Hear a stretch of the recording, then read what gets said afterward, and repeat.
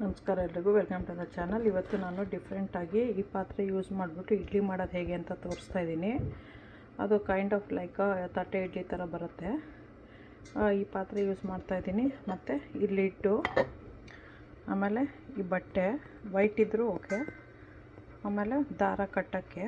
ಇದರಲ್ಲಿ ಫಸ್ಟು ನೀರು ಹಾಕ್ಕೊಂಡು ಬರೋಣ.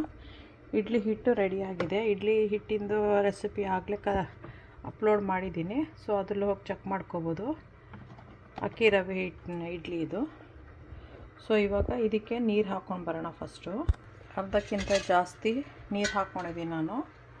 ಸೊ ಇದು ಇವಾಗ ಬಟ್ಟೆ ಕಟ್ಟೋಣ. ಬಿಸಿ ಆದಮೇಲೆ ನಾವು ಇಡ್ಲಿ ಹಿಟ್ಟು ಹಾಕಬೇಕು.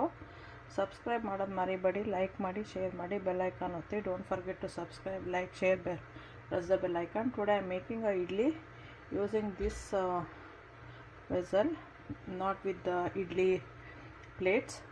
So using this one and one cloth, this is washed already, and a lid to cover. And I have already posted the idli batter recipe.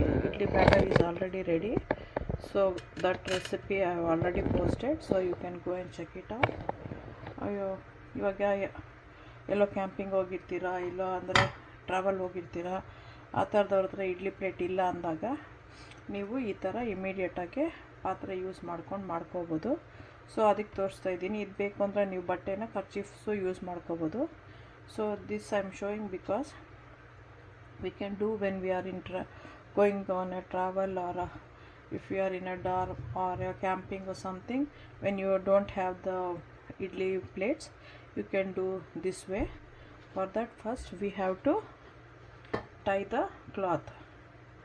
If you don't have a cloth, you can even tie the handkerchiefs.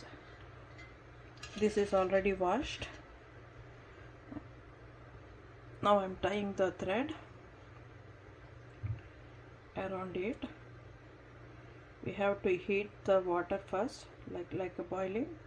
Then we have to put the batter, then cover it like this so that the idli cooks. So I am tying like this.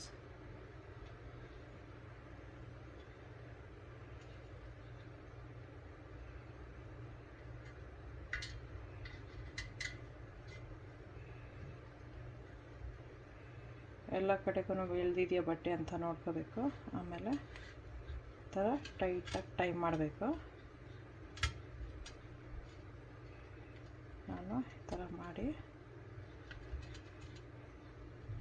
ಮಾಡ್ತಾಯಿದ್ದೀನಿ.